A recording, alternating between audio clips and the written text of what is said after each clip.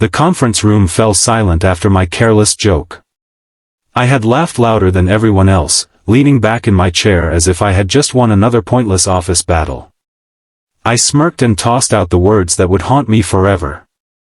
I told my work rival that no one would ever be patient enough to put up with someone as stubborn, cold, and impossible as her. The room filled with nervous chuckles, but she didn't react the way I expected. She simply looked at me with tired eyes that carried far more pain than anger and answered softly, "You do." Then she gathered her notebook, walked out into the bright afternoon sunlight, and left me sitting there wondering why those two simple words suddenly felt heavier than everything I had ever said. Before we continue, if you believe kindness is stronger than pride and that everyone deserves a second chance, please take a moment to like this video, comment where you're watching from, share it with someone who loves emotional stories, and subscribe to Storyverse.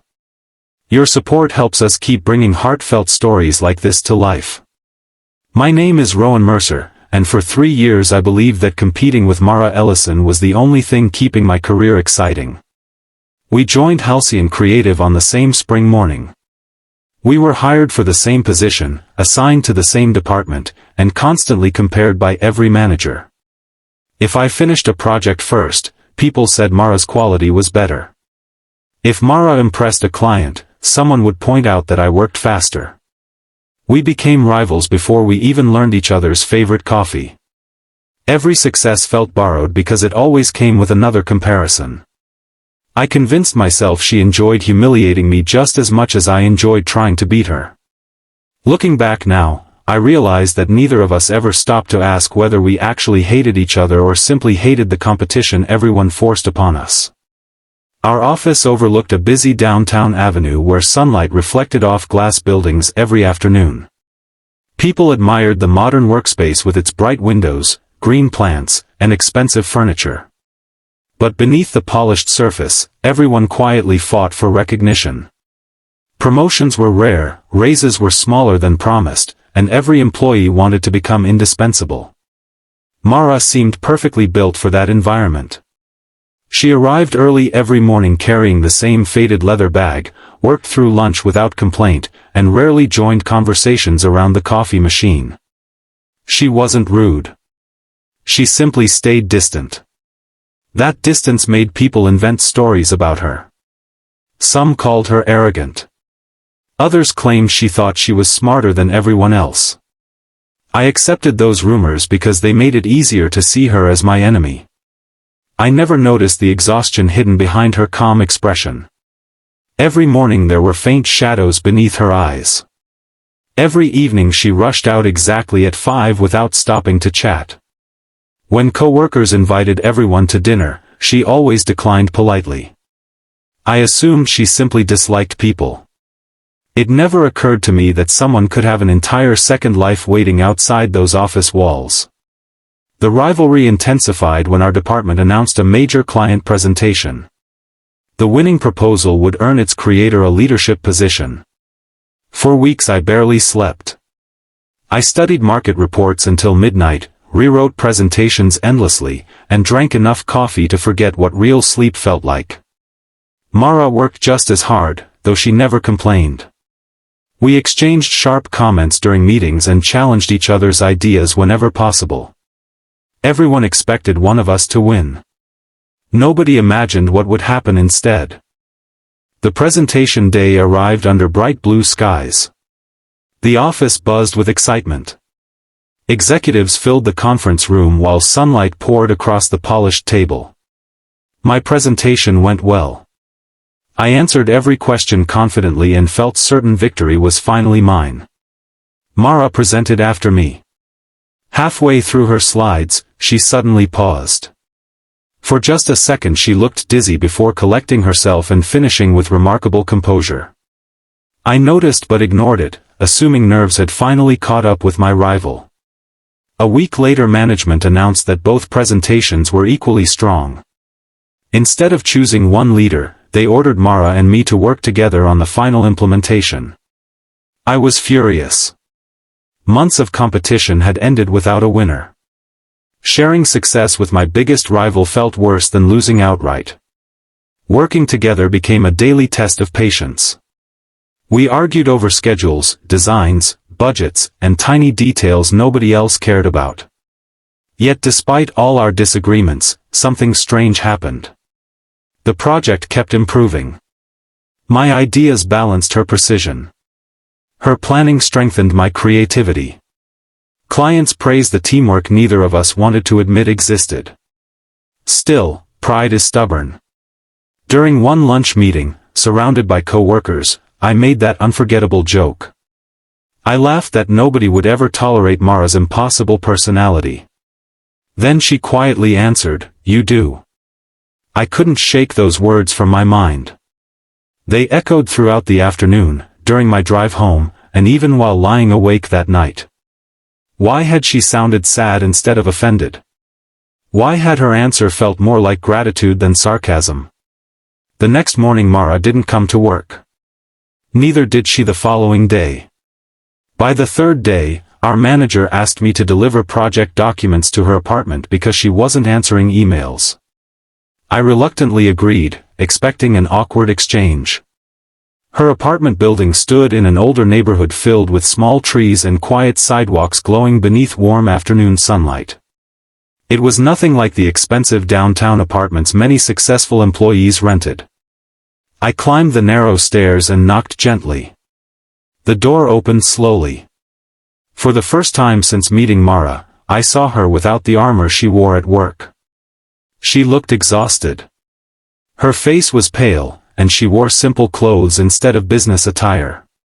Behind her, I noticed an elderly woman asleep in a wheelchair beside the living room window. Medical equipment quietly hummed nearby. Mara apologized for the mess before inviting me inside. Only then did I learn the truth. Her mother had suffered a severe stroke 2 years earlier. Since then, Mara had become her full-time caregiver outside working hours. Every morning she prepared medication before sunrise, rushed to the office, worked all day, hurried home to cook dinner, handle therapy exercises, clean the apartment, pay bills, and stay awake through unpredictable medical emergencies. She wasn't antisocial. She simply didn't have enough hours left to socialize. Suddenly every late arrival, every tired expression, every declined invitation, and every silent lunch break made heartbreaking sense. I felt ashamed. While I had been treating work like a competition, Mara had been carrying responsibilities heavy enough to break most people. She never mentioned any of it because she didn't want sympathy. As I prepared to leave, her mother slowly opened her eyes and smiled warmly. She thanked me for taking care of her daughter at work. Those words nearly stopped my heart. I hadn't been taking care of Mara. I'd been making her days harder. The drive home felt endless. Every traffic light forced me to sit with memories of every sarcastic comment I'd made. Every joke now sounded cruel. Every victory seemed meaningless. The next morning I arrived earlier than usual. Without announcing it, I reorganized our shared workload. I quietly handled several client revisions before Mara reached the office. When she thanked me, I shrugged awkwardly and claimed it wasn't a big deal. But inside, something had changed. Over the following weeks our rivalry slowly transformed. Not overnight. Trust grows slowly after years of conflict. We still disagreed during meetings. We still challenged each other's ideas. But our arguments focused on improving the project rather than defeating each other. One rainy afternoon the office lost power for several minutes. Employees gathered near the windows while waiting. Mara finally admitted she hadn't laughed genuinely in years because life always felt like a race against time. I confessed that my constant need to win came from growing up believing success was the only way to earn respect. For the first time we weren't rivals speaking. We were simply two tired people telling the truth. The project became our greatest success. The client praised our partnership and expanded the contract beyond everyone's expectations. Management celebrated our achievement with an office gathering beneath bright summer skies on the company's rooftop terrace. That's where everything came full circle. Our manager publicly thanked us for proving collaboration could accomplish more than competition. Then he asked whether either of us wanted to say a few words. I stepped forward. In front of everyone who had witnessed years of rivalry, I admitted I had been wrong. I apologized to Mara for every cruel joke, every unfair assumption, and especially for the words I'd spoken in that conference room. Silence filled the rooftop. Mara smiled softly. She accepted my apology without making me earn it through embarrassment. That grace taught me more than any lecture ever could. Months passed. Work became lighter because we trusted each other. Life became brighter because friendship replaced resentment. One sunny Saturday I volunteered to help repair Mara's small backyard fence after a storm damaged it. Her mother watched us from the porch, smiling as we laughed over crooked wooden boards and misplaced tools. It struck me then that happiness rarely arrives through dramatic victories. Sometimes it appears quietly while sharing ordinary afternoons with people you once misunderstood. One evening, while leaving the office together, Mara reminded me of the sentence that had changed everything. She admitted she hadn't planned those words. They simply slipped out because, despite all our arguments, I had unknowingly become the one constant person in her daily life. We challenged each other, annoyed each other, and somehow kept showing up every single day. You already put up with me, she had meant. Not because we were enemies.